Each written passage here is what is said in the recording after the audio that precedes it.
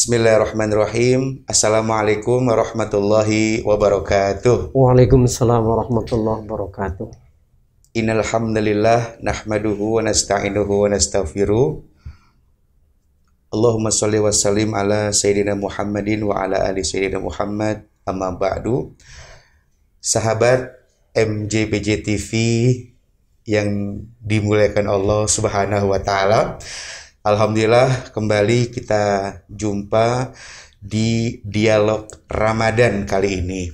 Dan kali ini saya ditemani oleh narasumber kita, yaitu Bapak Dr. Kiai Haji Usman Umar MA. Assalamualaikum Pak Kiai. Waalaikumsalam warahmatullahi wabarakatuh, Ustaz. Kaifa hal? Ya khair, alhamdulillah. Alhamdulillahirabbil alamin. Baik, kali ini beliau akan mengupas untuk dialog Ramadan ini tentang Ramadan dan optimisme di masa pandemi. Jadi jangan sampai Ramadan kita tahun ini dikalahkan oleh pandemi. Ramadan kita tahun ini jangan sampai lebih buruk daripada tahun sebelumnya. Baik, agar lebih tahu lagi bagaimana mungkin kiat-kiat agar kita bisa optimis, tetap optimis di masa pandemi, kepada Pak Kiai dipersilahkan. Assalamualaikum warahmatullahi wabarakatuh. Waalaikumsalam. Innal hamdalillah wassalatu wassalamu ala Rasulillah wa ala alihi wa sahbihi wa mawalah, la haula wala quwata illa billah, amma ba'd. Qala Allah ta'ala fi kitabihil karim wa huwa asdaqul qailin. A'udzu billahi minasyaitonir rajim. Bismillahirrahmanirrahim. Ahasiban nasu ayyutraku ayyakulu amanna wa hum la yuftanun. Sadaqallahul azim wa sadaqa rasuluhun nabiyul habibul karim walhamdulillahi rabbil alamin. Akhinal mahbub Ustadz Edi matanallahu bituli hayati wa nafa'a bi ulumi. Sahabat MJPJ TV yang mudah-mudahan selalu berada dalam ridho dan kasih sayang Allah Subhanahu wa taala. Di dalam surah Al-Ankabut, surah ke-29 di dalam Al-Quran ayat 2. Allah berfirman, ahasiban nasu ayyutraku ayyakulu amanna wa hum la yuftanun. Adakah manusia mengira bahwa mereka dibiarkan begitu saja mengucapkan saya beriman kepada Allah sebelum kami uji? Ini artinya kalau memang kita sudah ada komitmen keimanan kepada Allah, bahwa Allah adalah Tuhan kita, Allah yang menciptakan hidup dan kehidupan kita, Allah satu-satunya ilah dalam kehidupan kita, maka konsekuensinya kita siap-siap menghadapi ujian dan cobaan. Betul. Tujuannya apa? Allah ingin tahu kadar iman kita. Makanya Allah berikan lagi kita itu wa nablukum bisyarri wal khair. Artinya Allah memberikan kita kadang-kadang berupa sesuatu yang buruk, kadang berupa sesuatu yang baik. Miskin ujian, kaya juga ujian. Sakit ujian, sehat juga ujian. Gitu. Ya.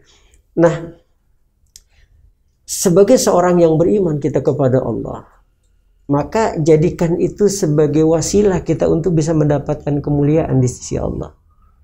Saya yakin makhlukta hadza batila. Tidak ada sesuatu yang Allah ciptakan sia-sia. Pasti ada hikmah di balik itu. Termasuk pandemi COVID-19 yang melanda bangsa kita dan bangsa-bangsa di seluruh dunia. Pasti ada sesuatu yang terbaik. Betul. Dari ini semua. Maka di dalam Al-Quran surah Al-Baqarah Allah katakan, wa asa an takrahu syai'a wa huwa khairul lakum. Boleh jadi menurut kamu itu tidak enak. Tapi sungguh Allah memberikan kebaikan di dalamnya. Bisa jadi ini pandemi ini kan peningkatan kualitas iman kita di hadapan Allah. Bisa jadi Allah uji kita, makin hari iman kita makin kuat. Yang tadinya mungkin nggak sholat di masjid jadi rajin sholat. Yang tadinya nggak pernah sedekah jadi sedekah. Ini kan meningkatkan kualitas iman. Makanya tadi ketika Allah memberikan kita cobaan ujian, pasti Allah ingin tahu kadar keimanan kita. Sebab dalam kitab Kasifatu Saja itu, sarah kitab Safinatun Najah, itu karangan Syekh Nawawi Al-Bantani, itu iman Ustaz, itu terbagi ada 5 peningkatan. Ada namanya iman taklid. Artinya orang yang beriman kepada Allah cuman ikut-ikutan. Bapaknya beriman, dia beriman. Dia sendiri nggak ngerti. esensi dari iman yang ada dalam kehidupan dia. Gitu. Tapi lambat laun dia pasti akan meningkat. Nggak mungkin dia akan mengalami stagnasi di situ saja, pasti ada perubahan. Maka masuklah pada iman ilim. Artinya satu keyakinan yang tumbuh di dalam diri dia seorang mukmin berdasarkan ilmu. Nah, kan kita mulai belajar dari kita di pesantren kan, kemudian kita di SMA yang alia sampai kita di perguruan tinggi, pasti kita akan mendapatkan ilmu di situ. Nah, ilmu itu yang kemudian menuntun kita untuk memahami eksistensi Allah, yang kemudian kita aplikasikan dengan penghambaan kepada Allah Subhanahu wa taala.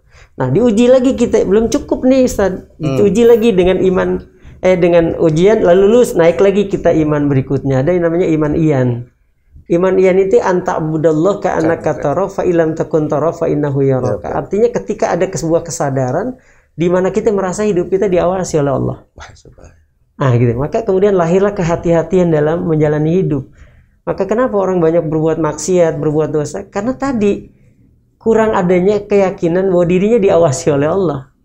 Coba kalau merasa diri awasi oleh Allah, pasti akan takut. Kayak gini, kita kerja nih Ustadz, kita kerja, terus dilihatin sama bos. Aduh, kayaknya rasa kita ingin terbaik.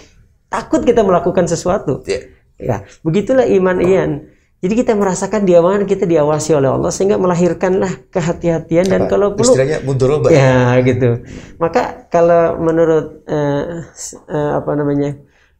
para ulama katakan Syekh Abdullah Al-Murtai bilang jadi ini yang disebut dengan muraqabah. Jadi mura'atus sirri li mulahadzati haqilah. Ketika ada sebuah kesadaran vertikal di dalam dirinya bahwa dia merasa dirinya diawasi oleh Allah Subhanahu wa taala. Nah, ini iman ya. Diuji lagi oleh Allah, naik lagi kita. Ketika lulus masuk iman yang disebut dengan iman hak. Iman hak ini anta'budallah ka'annaka tara. Jadi ketika seseorang beribadah, dia merasakan nikmatnya gitu. Bukan dalam artian melihat Allah secara zahiri, tapi merasakan kehadiran Allah itu dengan berasa nikmat, halawatul ibadah gitu dia merasakan. Nah, itu pun belum cukup. Diuji lagi kita oleh Allah. Naiklah kepada iman hakikat, sesungguh iman. Nah, inilah iman yang bahasa ulama disebut dengan al-fana'u billah asyukru bihubbi. Jadi orang yang dirinya udah rusak karena Allah dan hanya kecintaan yang membuat dia begitu dekat dengan Allah. Jadi orang kayak begini ibadahnya nggak ngarepin apa-apa udah. Makanya kayak misalnya Robiatul Adawiyah dalam konsep mahabbahnya gitu. Iya. Baik. Nah, jadi ketika Allah memberikan kita ujian, cobaan, sebenarnya ada maksud tujuan Allah di mana ada peningkatan kualitas di dalam diri kita. Kalau kita sebagai seorang mukmin yang mencoba untuk memahami dari sisi positif, gitu. Makanya begini, terkadang kita ini kan suuzon sama Allah, gitu. Suuzon. Kadang-kadang ketika kita diberikan musibah seolah-olah Allah udah nggak begitu peduli sama kita gitu. Padahal enggak. Gini, ada orang yang kadang-kadang juga berdoa suka suuzon juga. Gini, bisa jadi suka berdoa. Tapi kan belum tentu doa kita dijabah. Banyak kan? Saya kira kalau buat kalkulasi lebih banyak mana yang kita doa sama yang belum kita doa. Kayaknya lebih banyak yang belum kita doa. Yang doa jarang-jarang jangan tembus. Iya. Ya, misalnya dari kemarin minta mercy nggak dapat. Gitu ya. Nah, kadang ada yang suuzon, kenapa sih saya kok nggak dijabah doa kita gitu.